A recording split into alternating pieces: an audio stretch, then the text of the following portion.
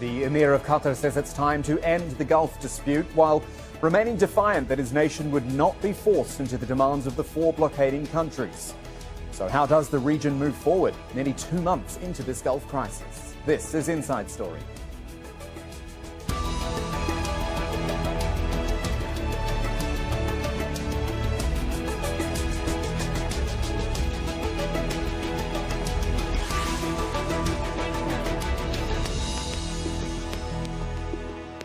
Hello there, I'm Kamal Santamaria. 7 weeks into this Gulf crisis, and what you may have noticed is that no leader of any of the countries involved has spoken publicly about it. It's been left to diplomats and foreign ministers. That is until Friday night, 10 p.m. it was here in Doha, when the Emir of Qatar, Sheikh Tamim bin Hamad Al Thani, addressed his nation. He said, quote, "Qatar is fighting terrorism not to please others, but because it believes in the mission." Defiant words after nearly 2 months of accusations, demands and negotiations. The Emir thanked the resilience and combative spirit displayed by his countrymen for pushing back against the blockade by Saudi Arabia, the UAE, Bahrain and Egypt. And despite it still being in place and diplomacy moving slowly, Sheikh Tamim said Qatar had passed the test. It was a 17-minute address, and the Emir also called for negotiations with the four countries, but he said any resolution must respect Qatar's sovereignty. We are open to dialogue to iron out all the pending issues, not only for the benefits of our peoples and governments, but also to spare the region the pointless efforts to dissipate our gains. Any resolution must be based on two principles. One, to be based on the mutual respect of our sovereignty and will. Second, it cannot be phrased in a way of dictation or orders. Yet, collective and mutual undertakings, obligatory and binding on all sides without exception. Okay, so let's get into it with our panel now. Joining us from Berlin, Sheikh Saoud bin Abulrahman Al Thani, who is the Qatari ambassador to Germany. In London is Andreas Krieg, assistant professor at the Defence Studies Department at King's College London, and joining me here in Doha, Samar Shahata, an associate professor with the Doha Institute for Graduate Studies. Gentlemen, thank you, all of you, for joining us today. Sheikh Saoud, if I can start with you. Why did the Emir choose to speak now? 7 weeks into the crisis, as I've said, nothing's really changed at all, and we've been waiting to hear from someone, so why now?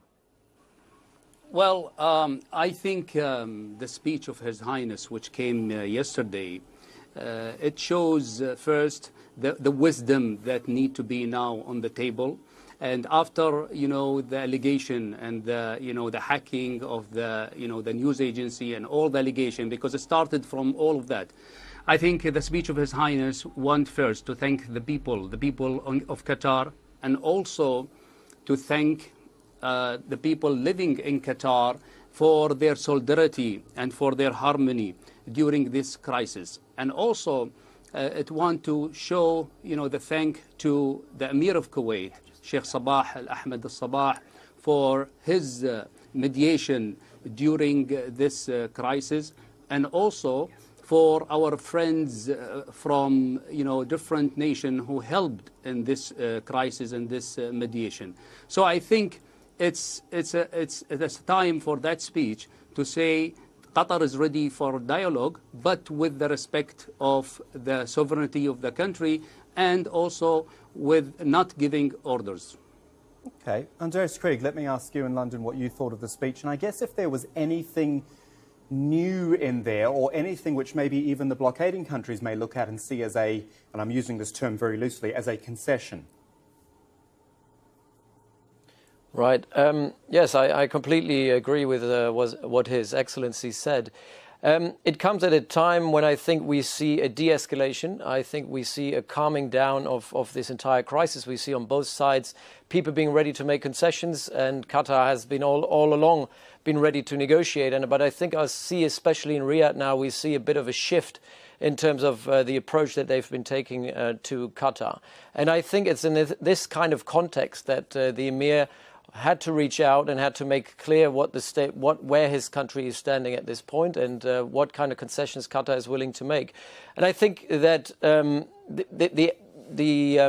the European countries, but particularly the Americans, are very much ready to take this the next step forward. I think Tillerson, the Foreign Secretary of the United States, when he was in Doha last week, he made it clear that he wants to engage particularly Saudi Arabia to get them on the side and try to reach an agreement with Saudi Arabia and Qatar, because I think these two countries are the most likely to make the concessions and to come to an agreement, to at least start talking, make a first step. I think the other countries, quite rightly, I think the Americans realized that especially Egypt and the UAE are a lot more, they hold a lot more grudges and they're a lot more ideological about this crisis. And I think for them it will be a lot more difficult to accept the concessions that Qatar is willing to make. And for Saudi Arabia, they need this to stop. They need a coherent GCC. They need a coherent stance and united front in the GCC. And I think that's why Saudi Arabia probably is quite open to start negotiating with Qatar on quite substantiated grounds. Sama Shahada, what do you think about that? I mean, Andreas used the words reaching out there and the idea of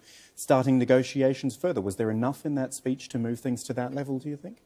I think so. I think there was a clear articulation that Qatar is willing to engage in dialogue and discussion. There was talk of terrorism, even though the Emir said that we've been fighting terrorism not because of the demands of our neighbors, but because it's the right thing to do. And I do think that even though there was a kind of forcefulness to the speech and praise for the Qatari people and residents for dealing with this situation, at the same time, there was the talk of the necessity of GCC coherence and willing to discuss with neighbors and to disagree, but nevertheless to work for the interests of the collective good. So I do think this represents a new phase. And I do think it does represent, to some extent, a reaching out, as it were, by Qatar to the other countries involved. And I think that this is the beginning of not only the de-escalation, but possibly finding some kind of a solution to the current crisis. Okay, interesting. Gentlemen, let's pause for a second. I want to listen to a little bit more of what Sheikh Tamim had to say. As we mentioned, this was the first speech by the Emir since the crisis began. And he actually said as well, further to what our guests have been saying, the time was ripe for dialogue between Qatar and the 4 blockading nations. Have a listen. I cannot and I do not want to downplay the gravity of the blockade, and I hope that the method and this approach among the brothers will come to an end through dialogue and negotiations. This has been injurious to all the GCC countries and their image worldwide. The time has come for us to spare people from the political differences among their governments. Ambassador Saoud, I thought this was an interesting thing which the Emir said, essentially saying this reflects badly on all of us, the Gulf as a whole, that this has been bad for everyone. Do you think the blockading countries would see it that way? Well, I think the longer the blockade will continue, the greater the damage for everybody, not only for the Gulf countries, but for everybody. I mean, everybody who have already business or have relation with the Gulf country. Because as we know, as we are aware, that, the Gulf country is supplying the energy of 30 or 40% of the energy to the world. Qatar is the largest producer of LNG, and a lot of trade is going through the Gulf country to the Far East. So I think this will have, if it goes more longer, it will have the effect even in the global consumers. So it's for the benefit of everybody to end this, to end this blockade and to come to the, to the dialogue and to sit on the table and to solve any differences, because it's not only economically, unfortunately, the impact, but it's a human rights violation. Husband or wife is being separated from husband, children is being separated from their mothers, and this will continue to happen. And I think the way this crisis happened, it went through the wrong process, because if you have any differences, like even if brothers in one house, they have difference between each other, they will not close doors between each other, but they will sit on a table and they will dialogue. And if you see, this starts with with attacking and fake news, and the whole crisis implemented like this. Although in the Gulf we have already a process of solving dispute through the Gulf Council, and also if not, this will happen. This can be taken to the UN systems. And imagine in Europe, 2 countries have dispute between each other. They will not close border. They will sit on the table. They will try to solve it. If not, they will go to Brussels in the European Parliament, and then they will try to solve their issue from the dispute committee there. So I think these should be understood by everybody. The only one, I say, the only one benefiting from this kind of crisis and the blockade and the crisis is unfortunately, is the terrorists. Unfortunately, is Daesh and Al-Qaeda. And I think it's something that now everybody should realize. The wisdom should be in the table and should to understand that this, is damaging everybody, and not only the Gulf country, but also it will damage, it will reach to the global consumer if it goes more longer. Andreas, Krieg, Ambassador Saoud mentioned this there, and in fact you've all mentioned it to some degree, the idea of negotiations actually happening. But Ambassador Saoud is talking about solving disputes through the GCC. I don't see how that can really happen when clearly there are divisions within the GCC, and even, the word divorce was used sort of by the Emiratis, the idea of actually the breakup of the GCC. Is it the right forum to be solving this? Well, the GCC was established in the 1980s as a Saudi-led initiative at a time when it was about, defeating or kind of creating a common front against Iran. And I think this, to some extent, the 1980s is a completely different era to where we're in today. And to some extent, this threat that Iran is posing to the region might have changed the nature of this threat. I think the GCC in many ways doesn't have the same kind of impact anymore that it used to have. And the problem is, you don't have a common agenda anymore. Different countries have different agendas, and that's something what Sheikh Tamim said yesterday as well. And that's the importance of it. You don't have to have a common policy on every ground. You need to have understanding, and when there are disputes, I completely agree with His Excellency, there are means of trying to solve these disputes. But whether the GCC is the right forum to do so, I'm quite skeptical, because nowadays, Saudi Arabia doesn't have the kind of leverage anymore. In comparison to the 1980s, Qatar has really evolved as a very important player. And so do the UAE. The UAE are a really remarkable player on the international sphere when it comes to their military posture, their economic posture. So really, you have three countries here: the UAE, Qatar, and Saudi Arabia, who've gone on into different directions. And now, if they don't step away from the idea that the GCC always needs to have a same policy on the same grounds, on the same definition of threat, then there will not be any way of resolving disputes effectively. And I think when it comes to, for example, the term terrorism now is something that all these three countries completely differ on, particularly the UAE and Qatar. For the UAE, terrorism is pretty much any form of dissidence, any form of non-state activity and opposition in countries that go against authoritarian rule. And Qatar has taken the side of the people in many of these conflicts in the Arab Spring, and they don't see certain groups that are just trying to do what any opposition party would do in other countries and blame them or tarnish them as terrorism. And I think this is a dispute about narratives and the narrative about terrorism. And I don't think that in the GCC there is a common narrative now on what terrorism actually means, what support for terrorism actually means. But I do see that the Saudis probably are pretty much getting closer to the sides of the Qataris, because they've been working alongside each other more effectively. The UAE have made it clear already over the last couple of years that they have a very particular approach to terrorism that differs widely from how we in Europe and also the Americans see terrorism. Gentlemen, let's pause again just for a moment. I want to hear from Sheikh Tamim again, because in his address, the Emir did make it clear, this is to talk about the economy, that Qatar is open for business and that the country is determined to come out of this crisis actually with a strengthened economy. We're open to investment, and we will continue to diversify our sources of income and diversify our economy and manufacture all our requirements through our bilateral cooperation with other countries within the region and worldwide, based on mutual respect and mutual interest. I have instructed on many occasions to continue to diversify the sources of our economy, yet it is no longer a luxury, it is an obligation. Salman Shahada with me here in Doha. We've heard this before from this Emir. He has talked about diversifying the economy, but you and I both live here. You and I both know that big skyline 10 minutes down the road from here, that was built on oil and gas wealth. It's as simple as that. trying to diversify Qatar's economy it sounds like the right thing to do, but this is a big thing to do, and the Emir almost seems to be saying, let's get it done now, let's get it moving right now. Right. I think certainly the current crisis is a catalyst for renewed efforts to try to diversify the economy, to try to move to some extent away from hydrocarbons. But again, this is the kind of discourse that we've been hearing in the GCC for the last 30 years, and it's very, very difficult, I think, for these countries with the tremendous wealth that has been produced as a result of hydrocarbons, because of their size, as is the case in Qatar, as it were, to actually make significant progress, with regard to that. I mean, it's unlikely that Qatar is going to become the new Silicon Valley, as it were, or China in terms of industrial exports. So it is smart to try to diversify and to try to move beyond hydrocarbons and to try to increase trading partners.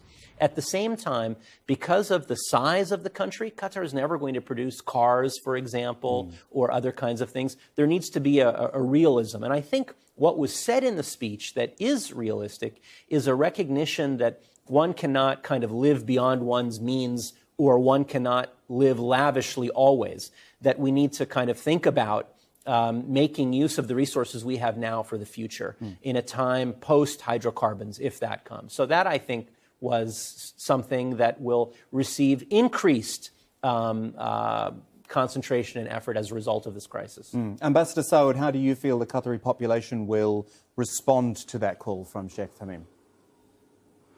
Well, I agree in general with your guest in Doha, but I think Qatar, through the Vision 2030, already planned to diversify its economy from hydrocarbonic. Qatar already launched the investment authority, which done a lot of investment outside of Qatar. But I think this crisis come with opportunity. Every crisis you can get an opportunity from it, and I think the opportunity is Qatar now become more want to depend on its natural, product, and it is, the product that are produced in Qatar, either it's food or commodities or different type of products, and also diverting or the diversity of the importing from different nation and different countries. And I think Qatar, in a way now, is what His Highness is speaking about, or in his speech, I think. He wants to encourage the business people to come with a new initiative, with the new ideas, maybe with a knowledge-based economy in a different way. I think maybe depending somehow in some of our natural resources. But I think if there is different type of, initiatives that can come with the business, in additional, of course, of food security and safety that are Qatar within this crisis will try to depend on itself from the food and, from the food safety and security. But I think it's giving us, a type of opportunity to think more, to look to where are our weaknesses in some of the area, and to find solution for these weaknesses, and some of them that we need to diversify our economy more and more, and to think about it more seriously. And I think Qatar already started this for the plan for 2030. But I think with this His Highness speech, the roadmap, let's say, for the future, it's giving more, will for everybody to come with the new ideas for the diversity of our economy. Gentlemen, we're starting to run down the clock now, but what I want to do is actually deal with the real nuts and bolts of moving forward, because the 4 blockading countries initially made those 13 demands, didn't they? Things like cutting ties with Iran, even closing Al Jazeera. Qatar promptly dismissed them as an infringement on its sovereignty. So now we have this list of 6 principles which the Saudi-led group has come up with. And I just wanted to refresh our viewers on this. It includes things like a commitment to combat terrorism and prevent its financing, to suspend acts of provocation and speeches inciting hatred, also talking about compliance with the Riyadh Agreement of 2013, and also the outcomes of the Arab Islamic American Summit, which happened again in Riyadh only a couple of months ago, and also refraining from interfering in the internal affairs of other states, which I think is what a lot of people might argue these countries are actually doing to Qatar in itself. Now, when I list all of those things off, it's basically all to do with terrorism, financing terrorism, combating terrorism, and all these sorts of things. Andreas, Krieg, if I just start with you, Qatar signed this memorandum of understanding with the United States, so it is actively doing something, and the US seems okay with that. So that would be the main thing out the way on the face of it, it would seem. you would think. But I think it runs deeper than, it goes back to what I said before, the clash of narratives over what terrorism is actually, and Qatar disagrees with what the UAE see as terrorism. But, you know, I think we've seen a lot of way now of how Qatar has actually moved forward into that direction. I think everybody in the West is appreciating that, and the Emir made that clear again. The Americans, the Europeans see that the Qataris have been very cooperative, that actually it's completely blown out of proportion. The support that came from Qatar over all these years is very minimal in comparison to Saudi Arabia and other countries in the region. And also I think Qatar needs to step away from, in general, we all have to step away from the idea of terror finance. Terror finance is absolutely blown out of proportion. We invest millions and millions every year on clamping down on terror finance, while really the big money that these groups make, such as Daesh, Jabal al-Nusra and so on, is through extortion. They govern territory. They make money locally by ripping people off, by selling illicit products and so on and so forth. So terrorism finance from the Gulf is really a minimal topic. And I think Qatar have made a very good choice here to say we actually invest into education, because really what we need is counter-narratives, counter-radicalization. And I think Qatar has invested billions and billions in the region and locally in Qatar as well to change narratives and to change people's minds. And that is what's needed. And plus, I think the Emir also made that very clear. It's about oppression. We need to give people hope. And that means we also need to fight against authoritarian oppression. I think, again, there Qatar has been very much leading. Sama, how do you think the terrorism issue gets dealt with? Because, and Andreas has made the point very clearly, it is about interpretation of terrorism. And also, if Qatar cuts its ties with any of the groups which the Saudi-led bloc doesn't like, then that's a concession. And that's them saying, oh, OK, well, if you say we can't be friends with them, then we won't be friends with them, essentially. Right. Well, you know, as was said before, it's not about terrorism. It's about regime security. The Saudis and the Emiratis have a primary concern with regime security, as all regimes do. But they believe that support for political Islam, whether it's the Muslim Brotherhood or other groups, threatens their security, particularly the UAE. The Saudis have their own concerns about Al Jazeera and about freedom of information, about criticism of authoritarian regimes and so on, as well as the not-so-hostile relations between Qatar and Iran. So these are the real issues that are at play here, not terrorism, as it were. And so I agree with the guest in London about different narratives and different understandings of terrorism. I think with regard to the 6 general principles, another way to look at this is that really Qatar has won. The Saudis and the Emiratis thought, I think, in the first few days, because of the overwhelming things that they did, you know, cut diplomatic ties, the blockade and so on, that the outcome would be very different, that Qatar would all of a sudden say, okay, this is too much for us, and the 13 and that hasn't happened. The 13 were non-negotiable, weren't they, back then? Not only were they non-negotiable, before the 13 demands, there was a list of 59 individuals and organizations that the Emiratis and the Saudis put forward that said these are terrorists or these are engaged in terrorist financing, and we want them either extradited or put in jail and so on. So I think one way to be harsh, but nevertheless to read this crisis, is that it has not succeeded with regard to the Saudi, Emirati, Egyptian, Bahraini efforts, and Qatar has managed to kind of weather the storm. Ambassador Saoud, I'll leave the final word to you. What will Qatar be doing with that list of 6 principles? Well, I think if I just comment a little bit about Al Jazeera, I think, you know, if we speak about closing Al Jazeera, it's like, you know, asking UK to close the BBC. So it's really ridiculous, I think, and it's against the freedom of the press. And if we speak about, you know, the terrorism or the terrorism allegation, I think it came from no evidence, from no reason. I mean, Qatar have the headquarters of fighting against Daesh is in Qatar. So it is really, it came with no sense, with no evidence whatsoever. And Qatar have international recognition from the US and from a lot of other allies of whatever Qatar is doing for fighting terrorism. And also the, you know, the bilateral agreement which was signed recently, which was negotiated in the last 1 year with the US, which is, you know, concluded in the last 10 days.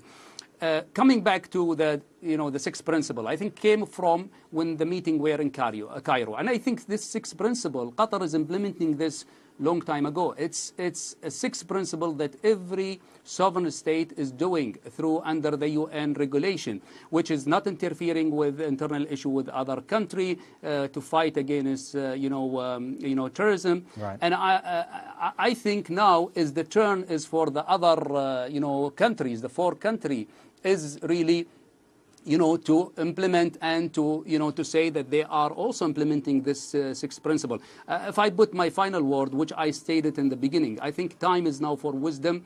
I think Qatar already, through His Highness yesterday, have said it.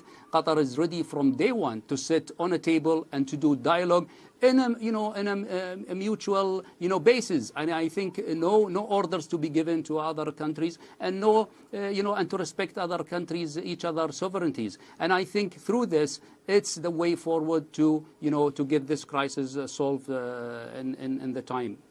Sheikh Saoud bin Abulrahman Al Thani, I thank you. Also Andreas Krieg in London and Samar Shehata here in Doha. Thank you for joining us. Thank you for watching this episode, and all our previous ones are online at aljazeera.com if you want to have a look.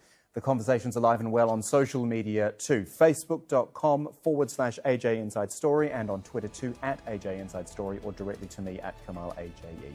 For now though, from the whole team, thanks for joining us. We'll see you again soon.